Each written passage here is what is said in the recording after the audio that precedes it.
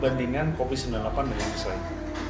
Saya konsumen adalah orang yang paling realistis. Kita lebih mengedepankan aspek nasionalisme ya. Mereka bohong ya kan?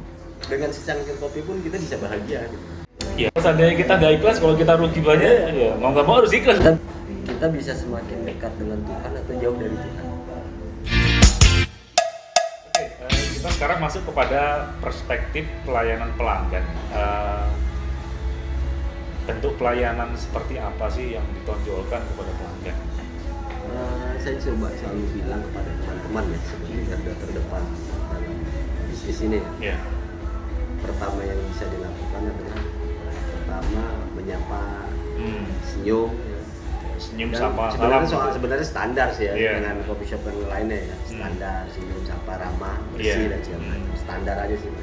Standar, tapi kalau kemudian dari hal yang kelihatan standar itu kita bisa konsistensi, itu pun sudah bisa jadi nilai lebih, nilai plus ya. Coffee shop.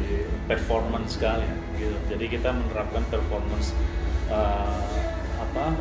performance dalam menerima tamu. Kalau orang sudah bilang wilujeng sumping ya, wilujeng sumping ya.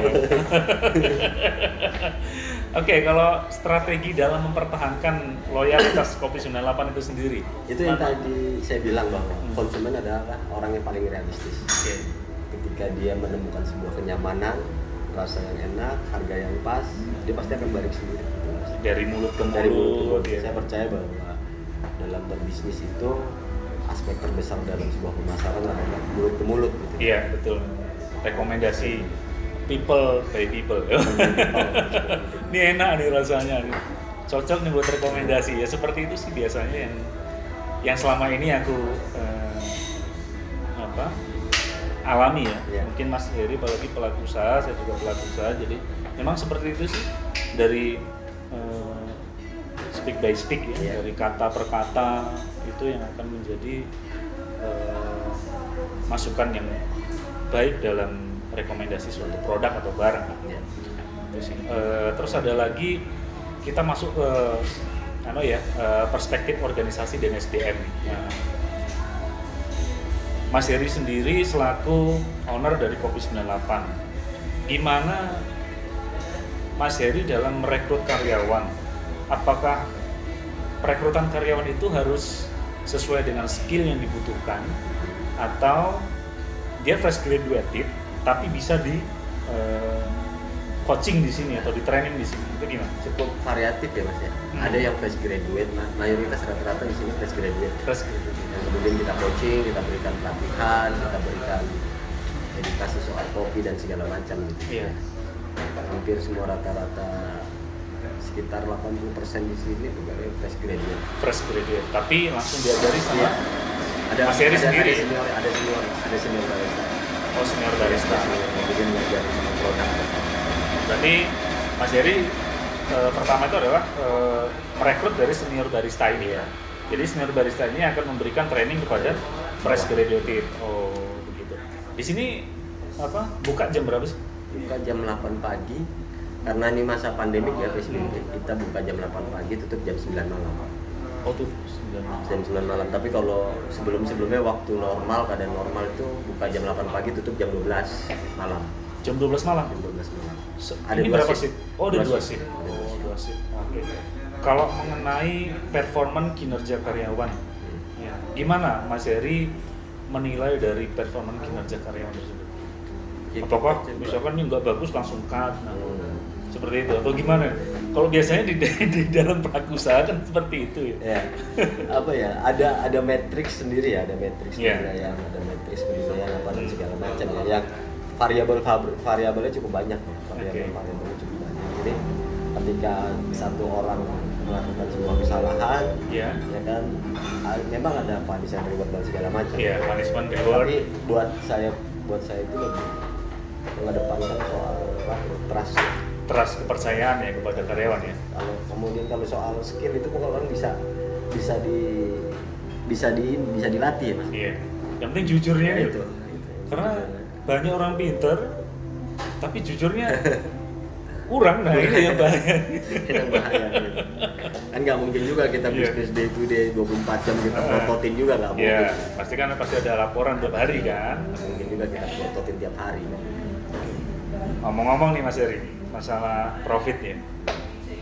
Omset di sini hitungannya gimana? Omset per hari, per minggu, per bulan atau gimana omset? Laporan keuangan.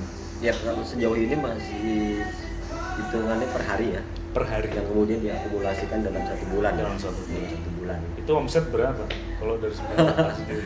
Ya alhamdulillah lumayan lah. Bisa beli beras. Bisa beli beras. Beli beras berapa truk? Bisa beli beras.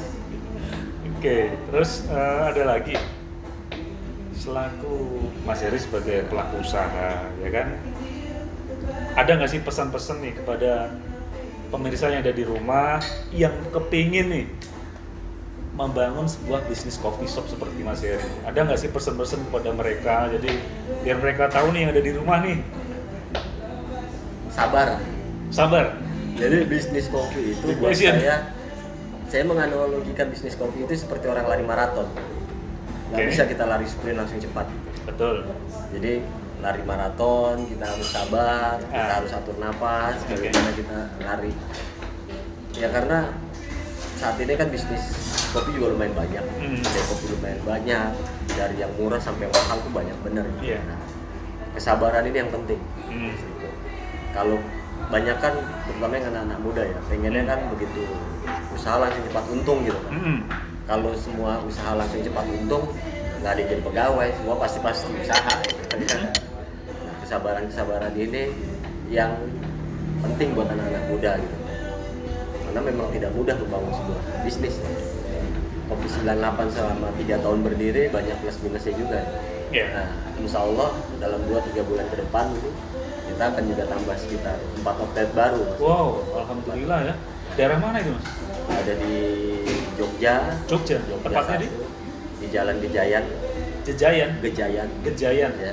Jogja, Jalan Gejayan. Dan ada di Klaten juga. Oh, di Klaten juga? Di Jalan Raya Jogja Solo. Sama Gondang? Dekat pabrik gula Gondang. Oh, dekat pabrik gula Gondang ya. Itu pemirsa, jadi ada 2 tempat nih. Yang pertama di Jogja, sama yang kedua di Klaten ya. Perlu dikunjungi nih. Ya. Dan sama kita lagi coba juga di stasiun-stasiun LRT. Oh, LRT kan masih baru ya? Baru. Jadi setiap stasiun? Insya Allah. Kita baru dapat penawaran yang di stasiun Velodrome yang Rawamangun. Oh, Rawamangun ya, saya tahu. Sama Kelapa Gading. Kalau MRT belum masuk? Belum.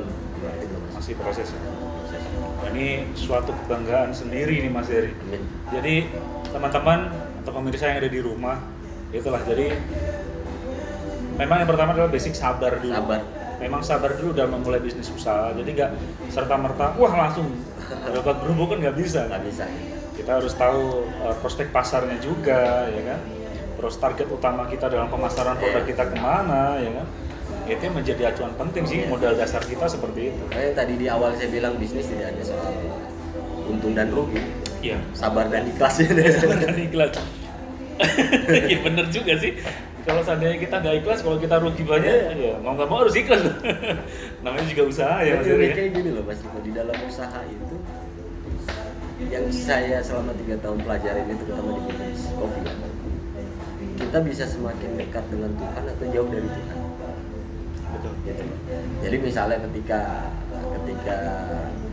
kondisi sepi katakanlah misalnya, kalau misalnya insya Allah kita dekat sama Tuhan, kita bilang ya Allah, kita bisa berdoa gitu. Yeah. Tapi kalau misalnya kita nggak dekat sama Tuhan, bawaannya stres aja kan, gimana? Yeah. Kurang aja harus apa yang salah apa dan segala macam gitu. Kalau orang Jawa bilang kan nerimo ya. Harus nerimo ya.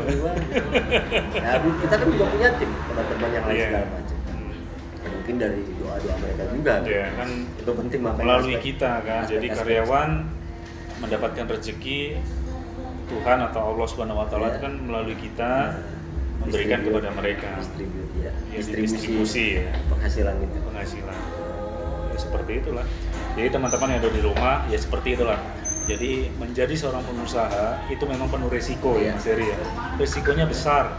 Yang pertama ya tadi, kalau kita nggak sabar, nggak memiliki jiwa atau sikap sabar, ya sudah nggak tahu kemana nanti alurnya kemana, kita nggak jelas juga ya kan. mau nggak mau kita harus tahu target pasar kita mau kemana. Iya. Produk kita seperti apa, kuncinya adalah sabar.